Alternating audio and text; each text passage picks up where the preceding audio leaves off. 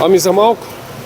Изпуснахте последните секунди, 9 на 9 преди последната част, 10 на 10, 20 секунди преди края. Сбъркахте ли нещо или просто в такива моменти?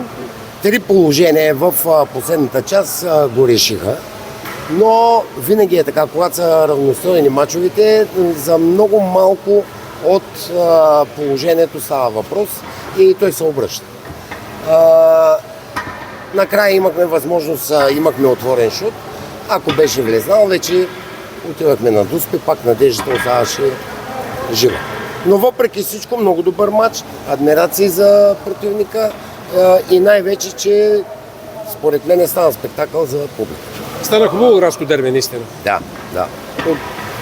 От това се радвам аз. До този момент, това е пети кръг. Доволен ли си как се представя отбора? Четвърти сте мисля, нали? Да, горе-долу в предвижданията ми е пласирането. Нали?